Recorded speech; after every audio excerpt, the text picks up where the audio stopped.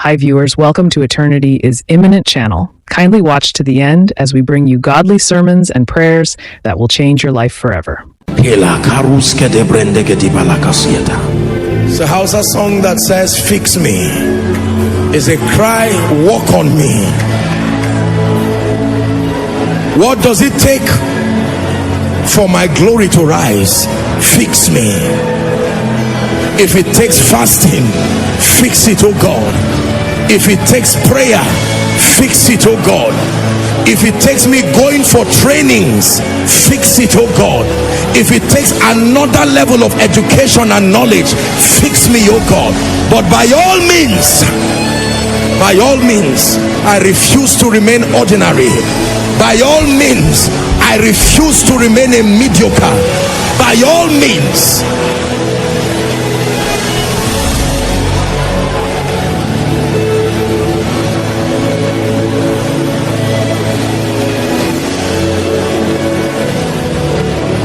Hallelujah.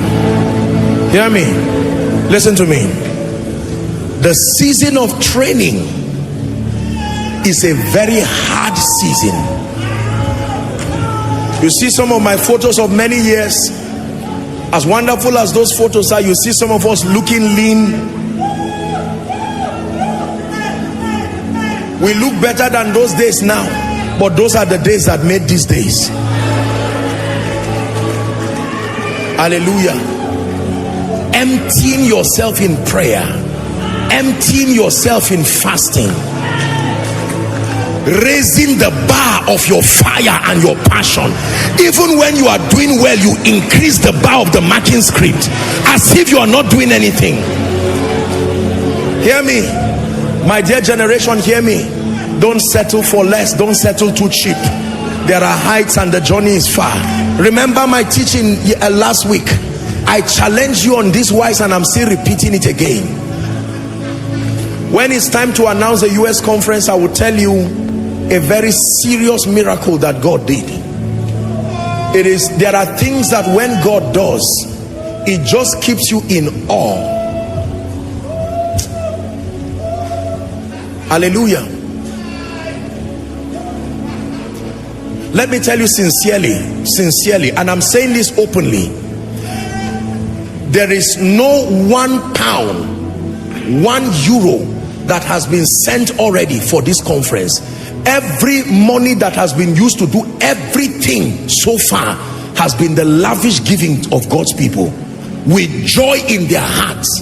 In spite of the limitation, we don't have an account provided yet, and people have squeezed in to say, I can't wait.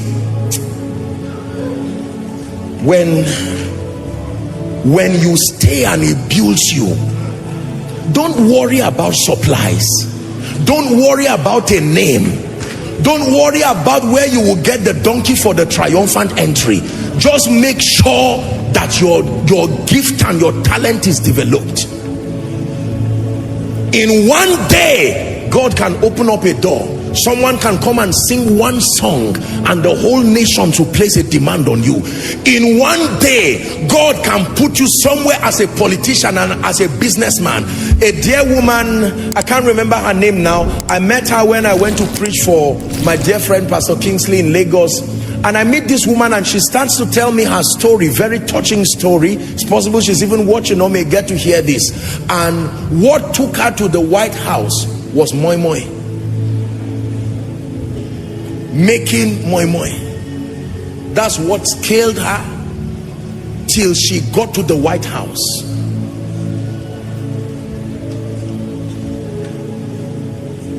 Until today, she's still doing it. She shared with me her story and I was so touched. I remember discussing with Pastor Kingsley's wife. I said, you have to do a documentary for this woman. Incredible. Anything can lift you if you refine it. Admiring people and wishing if I were more beautiful. God knows. Since you are not Esther, be something else. You are not Esther, be Deborah. At least be something. Wishing you were Esther is a waste of time. If you cannot be the queen that King Ahasuerus will marry, then be Deborah the warrior. Then be Naomi. Then then be this. If you cannot be Gideon, be Elijah. If you cannot be Elijah, be Samuel. Since you cannot fight, learn how to prophesy. But by all means, make sure you do something. Can I tell you, what God has put in your hand is enough to open the gates of your destiny. Listen to me.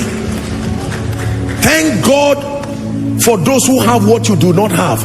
But stop this season of blind admiration that makes you to demean what you have. Everybody can celebrate what you carry. You just have not recognized it and refined it. Anything in its crude version is not worthy of being rewarded. I know you are a great musician. Thank God for David Dam and Sam and Kaestrings and all these my precious people. Thank God for their lives. But do you know that what God has put in you, someday you can stand and share the stage and also celebrate Jesus? But it's good to be challenged by other people's giftings, but please not at the detriment of what God gave you.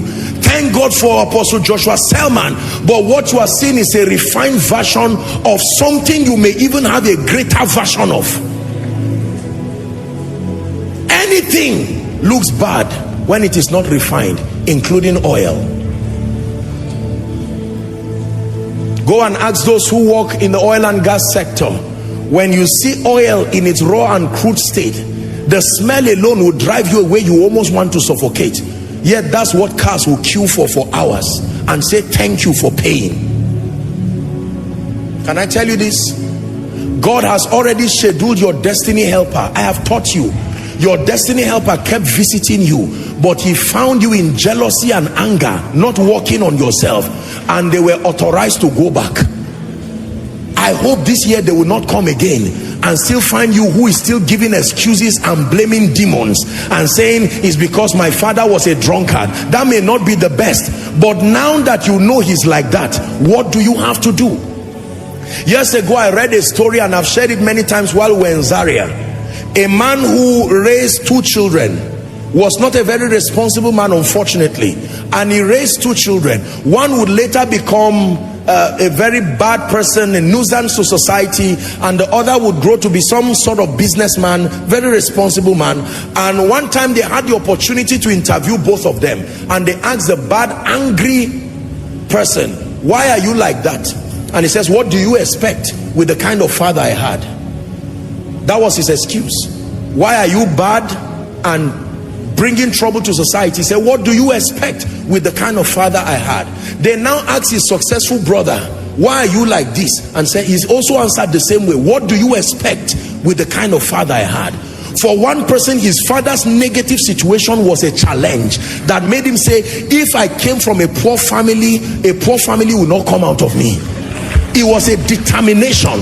For another person, he kept blaming. Some of you today will never rise because you are blaming everybody in your life. They didn't help me. I have an uncle somewhere.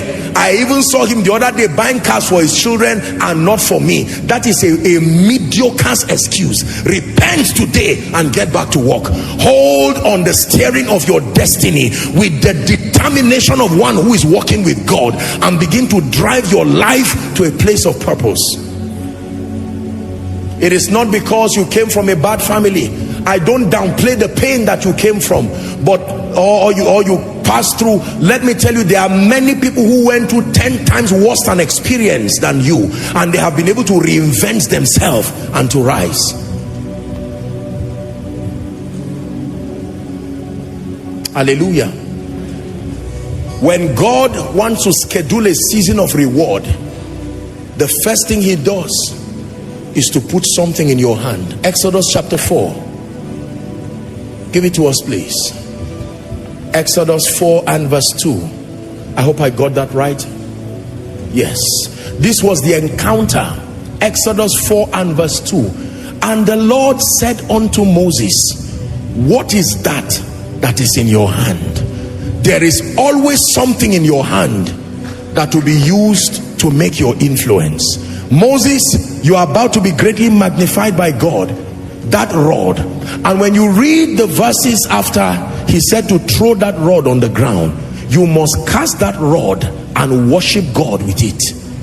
until that rod is handed over to God to refine it. Now go to verse 17, same Exodus 4 and verse 17. He said, thou shalt take this rod in your hand, wherewith thou shalt do signs. It was your rod before, but nothing was upon it to do signs. Same rod, now with the anointing upon it, you can do signs. Same gift of singing. Sometimes I watch this, my precious people, as they worship, as they sing, and all the lovely people who just sang, and I'm looking at them, and you know, I keep praying that God will grant them the grace to keep building, because you see, the value of the anointing is that it comes upon a prepared vessel. Let me say it again. The value of the anointing is that it comes upon a prepared vessel. When God calls you, he files you before anointing you. Most people want the anointing to come upon the unrefined version of them. While you wait for power, make sure you tarry in Jerusalem praying. While you wait for power, make sure you are not idle. Keep working on your leadership skills. While you wait for the anointing, keep working on your human relation skills. While you wait for the anointing, keep working to understand the dynamics of ministry. While you wait for the anointing, keep studying to be an excellent preacher. While you wait for the anointing, you want to become a leader par excellence, you want to become an educator, you want to become a business person. While you wait for the anointing, don't sit down and fold your arms. Wake up in the night, buy the books, go online, don't watch nonsense, go online, find valuable materials that relate to your destiny. All those exercises, are you preparing for the ministry of the rewarder? But I can tell you, the rewarder will always come. That's why you find out that ordinary men get to seasons where it looks like God just gives them visibility, and then we erroneously say they came from nowhere. There is nobody who comes out from nowhere. No. Hallelujah. Today I look at what God has graciously done in my life, and I'm truly humbled. My prayer is that God will use my life to inspire a generation, more than just planting pride, to help people know that spending time to market yourself is a total waste of time. Your marketing is to build your value. I'm saying this because something is going to come on someone shortly. I'm going to pray some prayers for you and for your destiny. There are doors. Remember, we are dealing with opening of doors. He said the gift of a man makes room for him. So when it's time for God to end the cycle of poverty in your family, it's not just the Esther anointing is going to drop. Before the Esther anointing arrives, listen carefully, he will now isolate at least one person who begins to get angry with that situation and say, Lord, things cannot continue like this. We can't continue living from hand to mouth. Our daughters and our sons will not keep prostituting themselves because they are looking for money. Lord, I will learn God's way of doing this, and God will plant a passion in that person, and he will begin to listen to tapes and teachings. The rewarder is watching. Remember, the more he's building himself, the more she's building herself, enduring the temptation for all kinds of compromises, preparing yourself for a great life. And after 10 years, the person will be running an organization that is multi-billion, and people will say, I used to know you. You are right, but not that version anymore. Not that version anymore. Not that version anymore. Can I tell you, when it has to do with refining your potentials so that you schedule the seasons of reward, don't spare yourself. Don't let your tears. We live in a generation that is excessively obsessed with comfort. We love comfort too much. Listen, comfort is when you have arrived, not when you are starting. A young man is about to start life and he wants a comfort of a veteran. He sits down with a 50, 60, 70-year-old man and he wants the same kind of treatment. No, sir. Apostle, I got a job. They are just giving me 50,000 and I have to trek for 30 minutes. Go and ask parents who trek from one community to one community to go to a secondary school. For the man to become the professor that you see that he is today, he had to trek, and with joy. It was even an honor for him that he could go to school. But our generation today, There are people who can have access. You can just walk 10 minutes, 20 minutes to a church, and you will sit down and follow online because of sheer laziness, and then want a solid impartation to come upon you, and then God will trust you with the destinies of men globally. It doesn't work that way. Hallelujah. My dear people are here. Sometimes I go online and I listen to their songs. When I listen to their songs, I call them and I say, this thing you sang, congratulations. From a spiritual standpoint, I was touched, but from a technical standpoint, this and this and this is a mistake. Go and do it again. Go back to the studio, work again. Don't say I don't have money. The money you got as honorarium is not for buying clothes. Go and invest in your mind. The one for clothes will come. Go and invest in your mind. Can I tell you, there are many of you right now, what you have around you is what has made your head empty, because the money God gave you was supposed to be for your head. You denied your head of an opportunity to be rich in knowledge, and you kept creating a semblance of success whereas there was nothing there. It is better for people to know you have nothing physically, but that they can appreciate the investment of God's grace. How long did it take Pharaoh to decorate Joseph? They didn't decorate his mind. Decorating your body can happen in one day. I know the cloth does not look very nice, but you just invest in your spirit and your mind. The day the person sent to appreciate your value comes by God, that person can take you shopping in one day and buy your whole destiny for you. Are we together?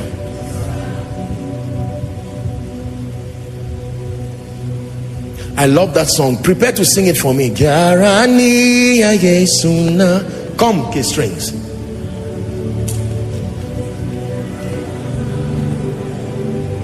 Okay, you just sing it one time for me.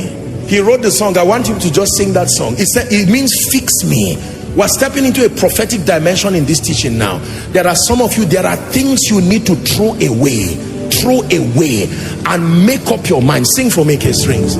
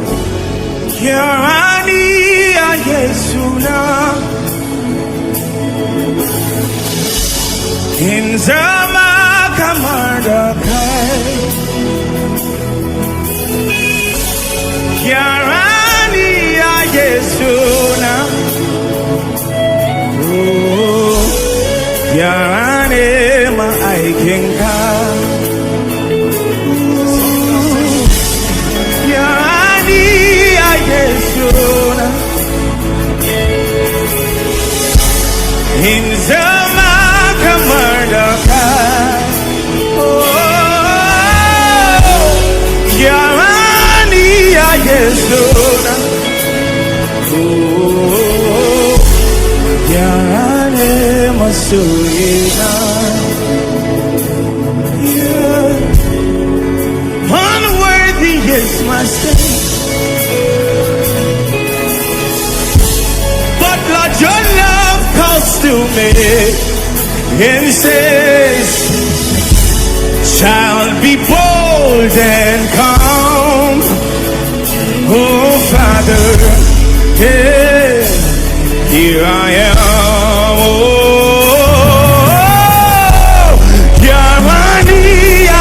so now, in some murder, Yamania, yes, oh, Yamania, my king, oh, Yamania, yes, oh.